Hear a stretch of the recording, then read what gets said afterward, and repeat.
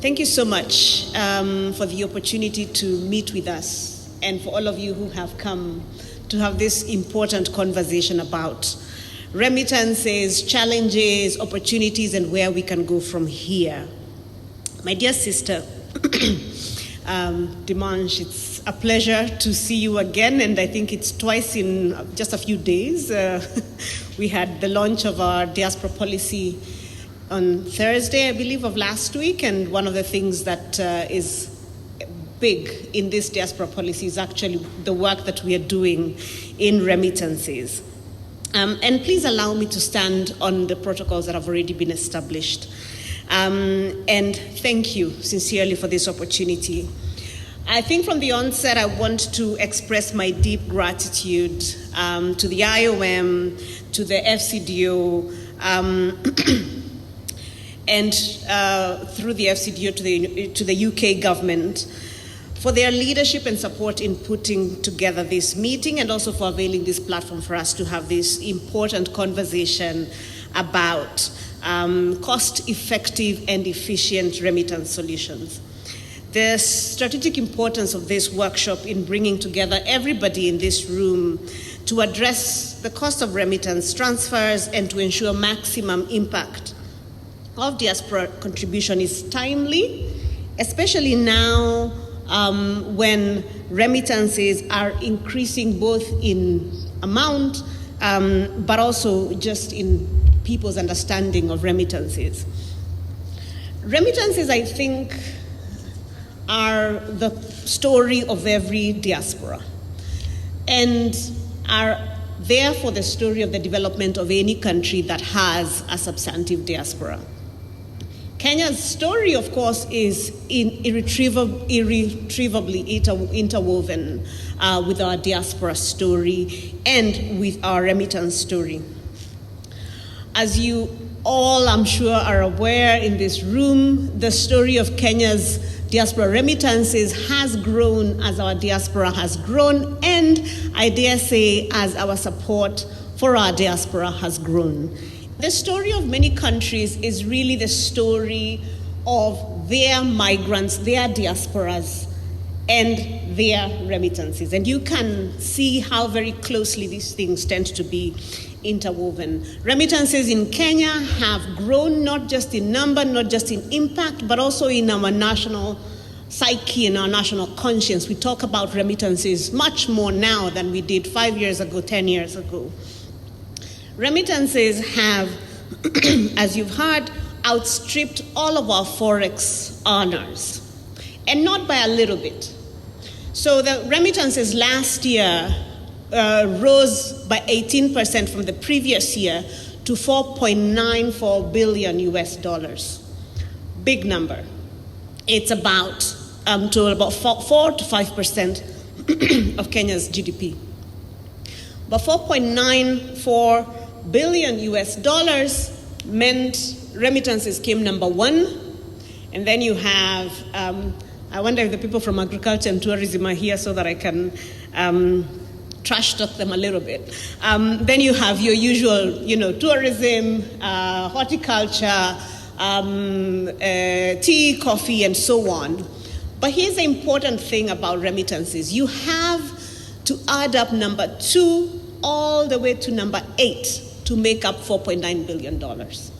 So when we say that diaspora remittances are leading, it is not leading in a small way. It is leading like a Kenyan finishing a marathon by far. I am sorry. I think I've woken up with a lot of violence on my heart today. Okay. Anyway, all that to say that $4.9 billion is not just significance because it is first, but it is first by far. You have to add up the next 7 sources of forex to actually make up that figure. That means that we all ought to be thinking long and hard and very seriously, and I'm glad we are doing that here today, about how do we make this thing work better. I think we ought to be studying remittances much, much more than we do. I think we ought to be really problem solving around solutions, around making it faster, more efficient, more effective, reducing the cost of remittances, as we've said, making it easier for families to spend those remittances on targeted things, increasing how much remittance comes in terms of diaspora direct investment. Governments like ours really ought to spend a lot of time doing that, and the government of Kenya is doing that. We do that within the State Department for Diaspora Affairs.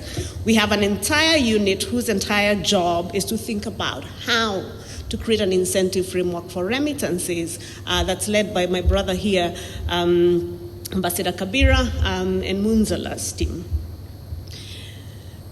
Remittances are also that thing that you were just walking about and you stumble upon. It is like found money on laundry day. You weren't planning for it, and I think this has been the story of many countries. You were not planning for it, people just went abroad and then suddenly realized, wait, there's something happening here, and then you begin to study this thing. So when you see something like that, it behooves all of us not just to study it and not just to think about how do we make sure it is coming in faster, cheaper, that it is sustained, that we think about what happens when we have diasporas who are second, third, and fourth generation who don't have the linkage that first generation migrants have with their home. But we also have to think about what is the thing that one must do to ensure that the diaspora feel supported and connected to home.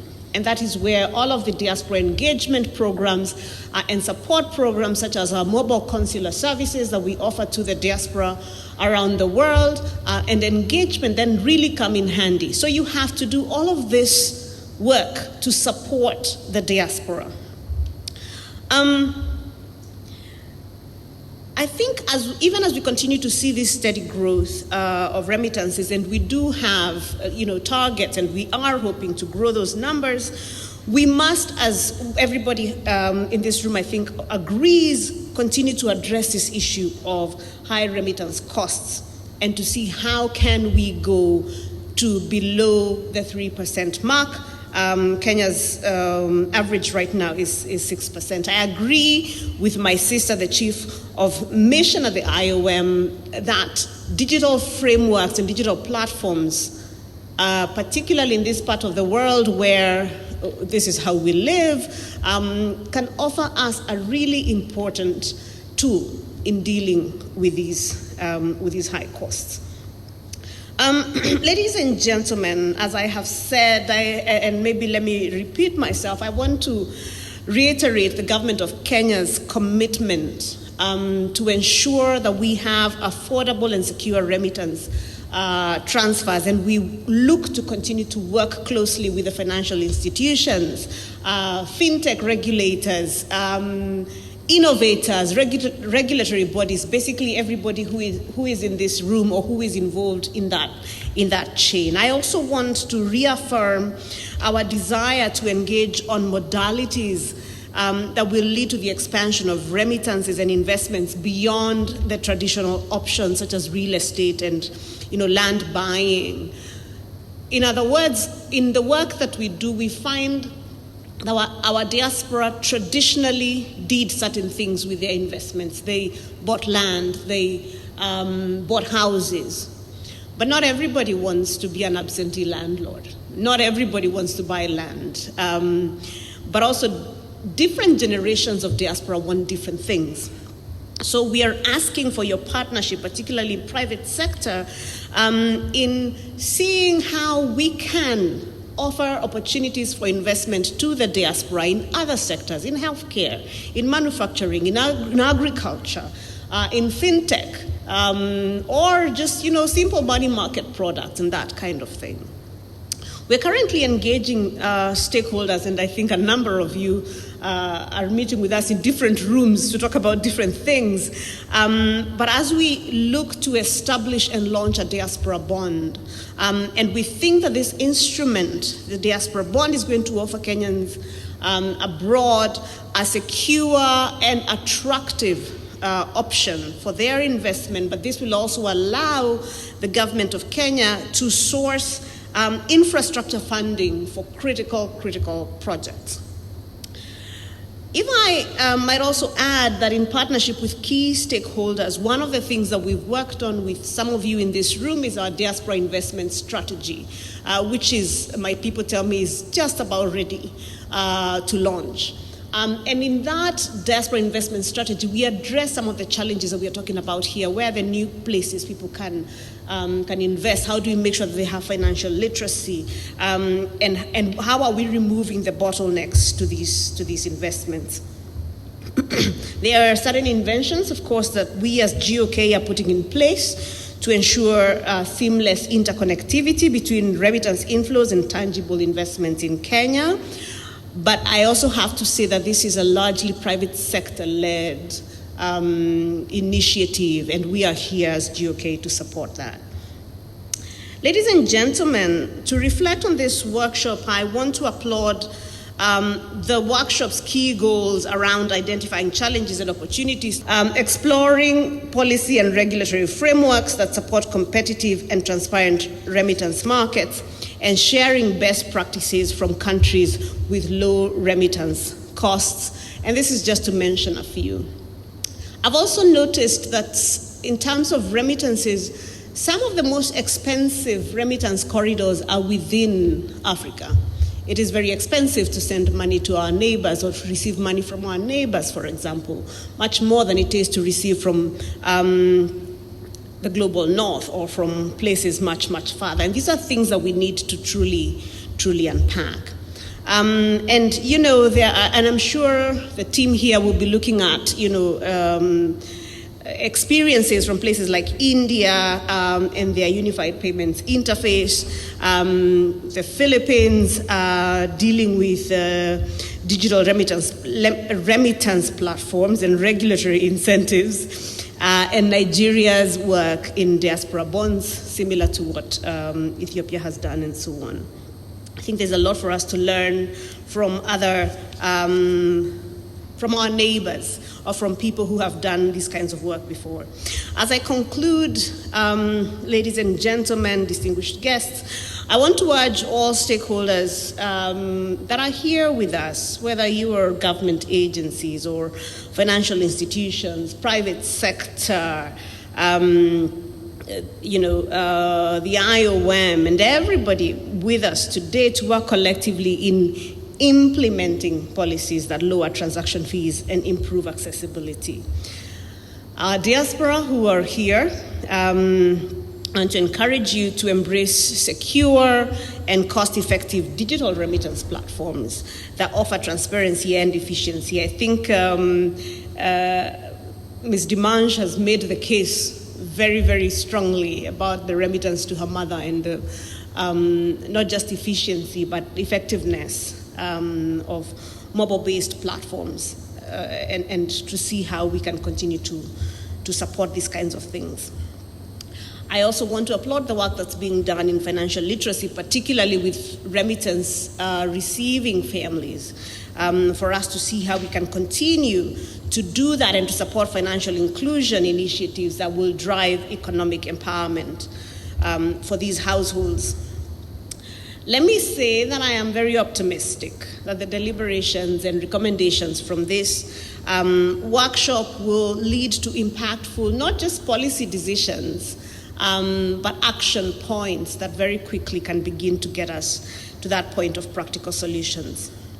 Once again, I want to thank you all for your dedication to improving and to helping us continue to work together to see how we can make this sustainable. I want to end with a very short story of why sort of a 30,000 feet view of remittances, and to say that we must always see the story of remittances as exciting interventions that are done by people who live very far from home. Diasporas around the world have made changes to their countries of origin that have completely changed, shifted, reorganized how those societies live. I understand from my studies and from my conversations, maybe I'll just give the one story.